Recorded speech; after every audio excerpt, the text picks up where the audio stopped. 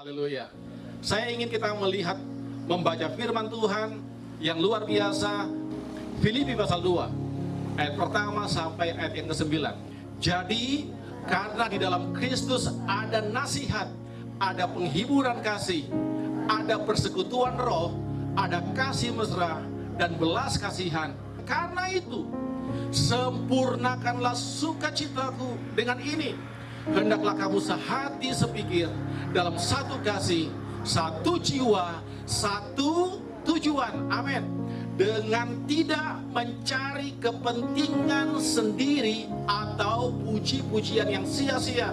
Sebaliknya hendaklah dengan rendah hati, yang seorang menganggap yang lain lebih daripada dirinya sendiri.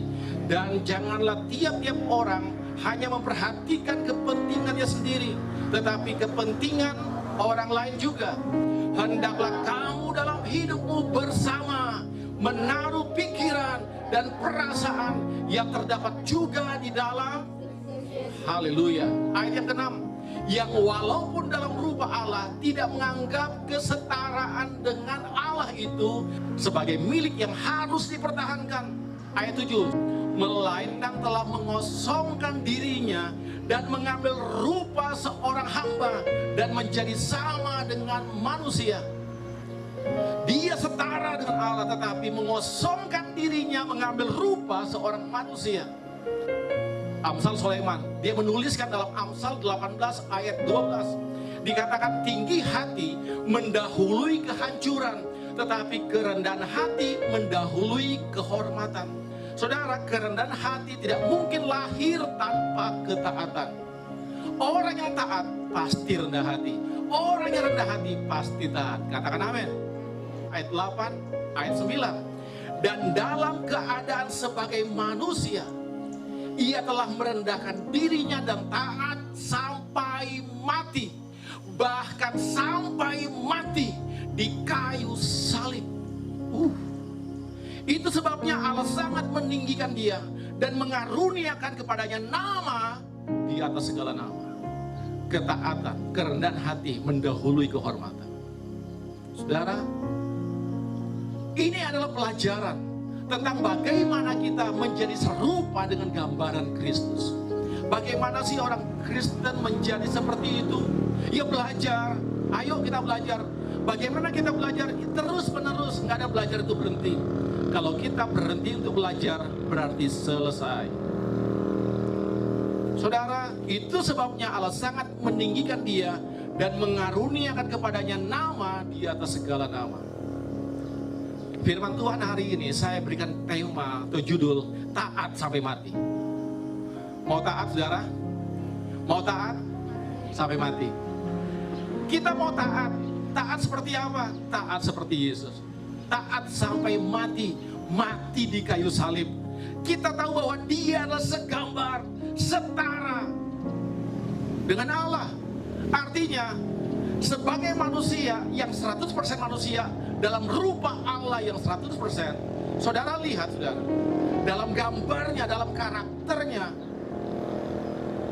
dia harus mati di tempat yang terhina, yaitu salib. Saudara, taat sampai mati.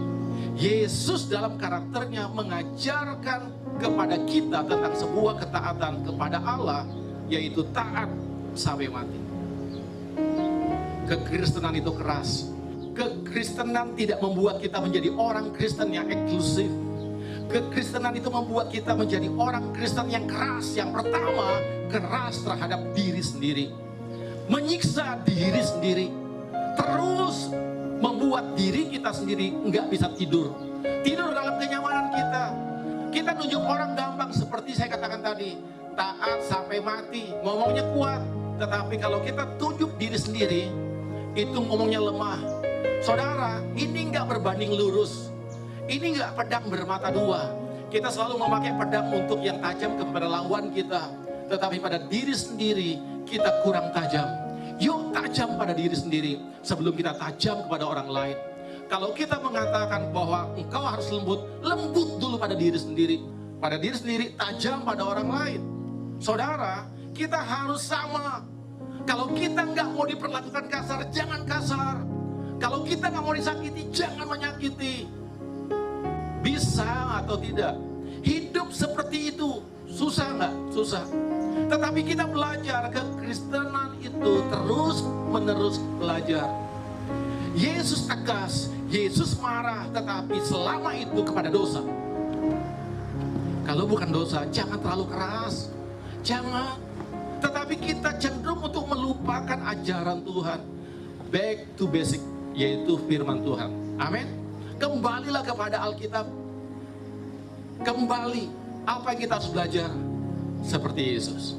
Yang pertama, orang yang taat itu gampang belajar untuk menyatukan hatinya pada Tuhan.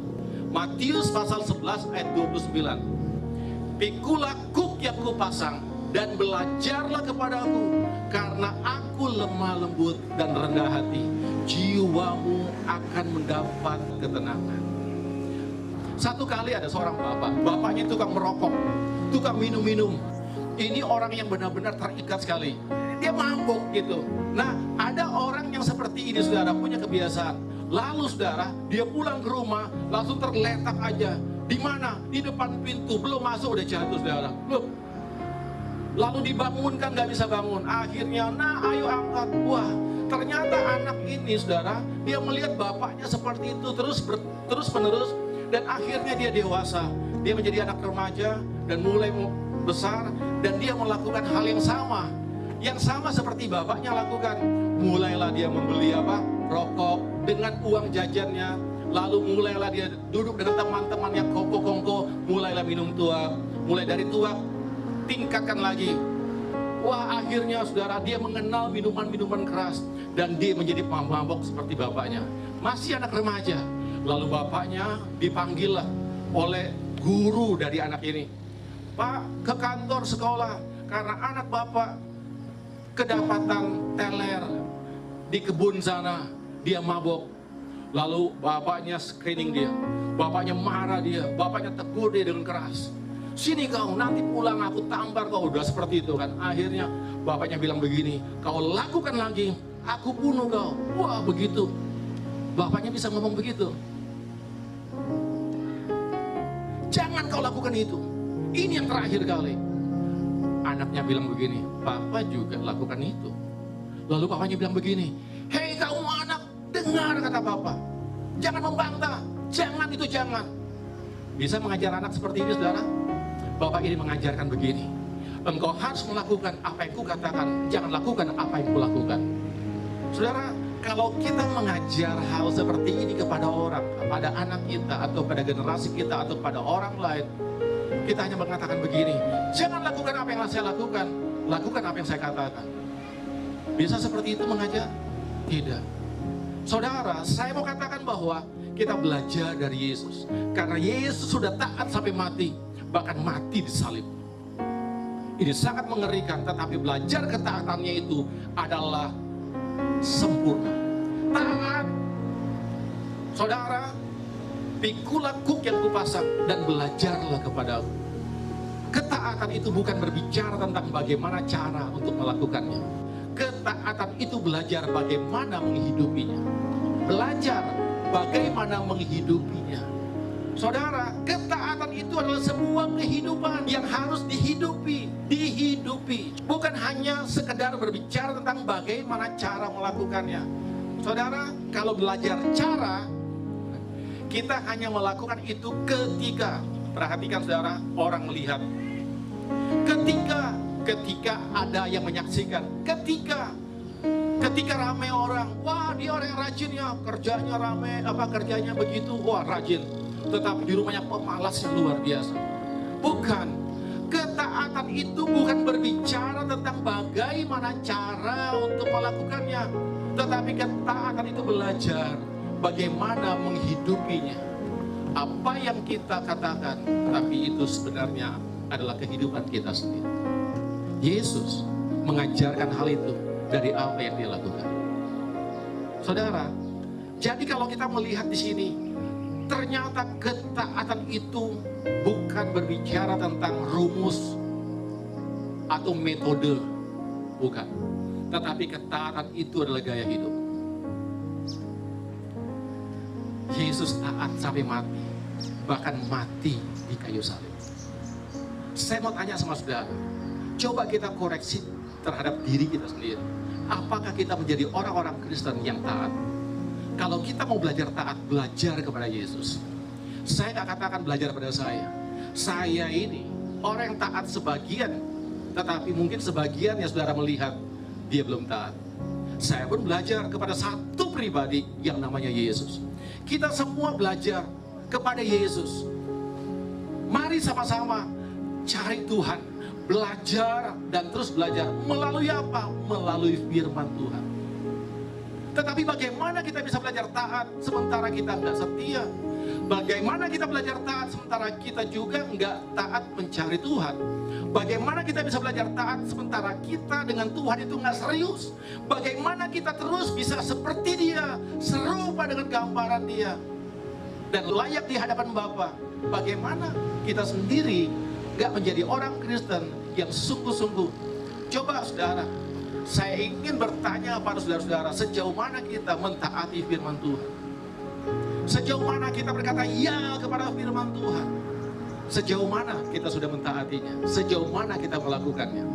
Saudara, orang-orang yang hebat, yang diangkat oleh Tuhan, yang dipromosikan oleh Tuhan menjadi orang-orang penting, adalah orang-orang yang melakukan apa yang Allah ingin dia lakukan.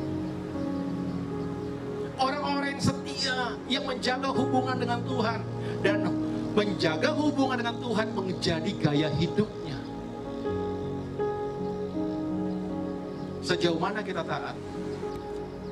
Keadaan ini membawa kita semakin taat dengan Tuhan, semakin setia dengan Tuhan, mempunyai hubungan semakin dekat dengan Tuhan, semakin dengar-dengaran, semakin menjadi orang Kristen yang hidup dan gaya hidupnya itu bukan pamer di depan orang, tetapi menjadi gaya hidupnya di hadapan Tuhan. Setiap belajar firman Tuhan, bangun pagi langsung lihat ayat apa, di mana dan bagaimana Tuhan berbicara pada saya, direnungkan.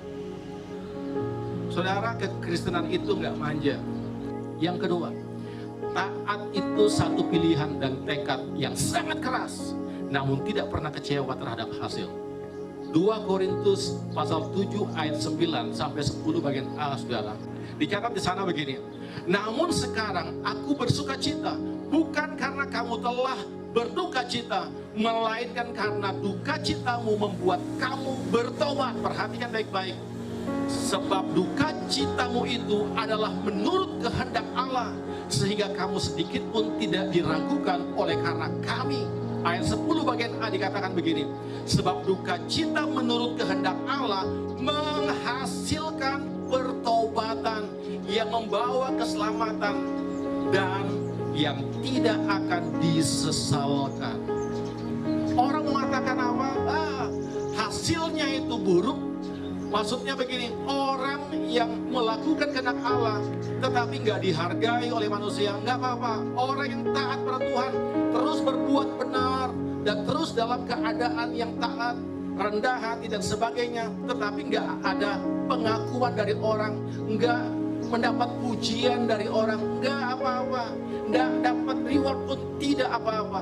Tetapi dengar saudara, ketaatan itu memang satu pilihan dan tekad kita yang sangat keras terhadap diri sendiri, namun tidak pernah kecewa terhadap hasil apapun. Memang saudara, belajar untuk taat itu nggak enak, tetapi belajar taat. Kamu baca Alkitab, kamu renungkan firman Tuhan, kamu ke gereja, ke komsel, kamu cari persekutuan orang-orang Kristen, kamu buka sekarang Zoom. Wah, ada Zoominar, ada webinar, saudara. Saudara, kenapa kamu seperti itu? Yuk, kita lebih enak kongko-kongko aja. Lebih enak kita main batu. Lebih enak kita duduk-duduk di sana ngopi-ngopi. Aduh, kamu terlalu orang Kristen. Lama-lama jadi pendeta lu. Nggak penting, apapun itu. Orang boleh ngomong sampai keluar lidah. Mau ngomong sampai muntah darah. Seperti apapun, saudara, saya mau beritahu, tidak pernah kecewa terhadap hasil. Apapun itu. Engkau mau katakan aku seperti ini, menjadi orang Kristen seperti itu, terserah. Yang kulakukan adalah menyenangkan hati Dia. Yang ketiga adalah taat itu adalah taat. Dibolak-balik ya hasilnya juga taat. Saudara boleh search di Google tentang taat. Begitu saudara buka taat sampai mati, kalau taat banyak saudara, banyak sekali. Tapi saudara bisa search di Google, taat sampai mati. Nggak ada yang lain saudara. Semua itu berbicara tentang Yesus. Berbicara tentang pengajarannya dan pribadinya. Saudara lihat saudara, dunia pun mengakui bahwa nggak ada yang berani taat sampai mati seperti Yesus. Hanya satu pribadi yang taatnya itu total. Saudara, belajar di sini. Apa belajar? Belajar ternyata Yesus adalah patron kita. Yesus adalah contoh kita. Nggak salah kalau ketaatan itu adalah modelnya dia. Nggak salah kalau kita ikut taat seperti Yesus. Kekristenan itu terus bertambah dan terus bertambah. Terangnya semakin terang. Semangatnya semakin semangat. Saya mau saudara memikirkan hal ini saudara. Pikirkan saudara tentang sebuah ketaatan yang Tuhan inginkan. Pikirkan apa yang Tuhan ajarkan kepada kita. Belajar dari mana kita? Belajar dari Tuhan. Ketika ketaatan melekat, disiplin pun meningkat. Ketika ketaatan melekat, kerendahan hati pun meningkat.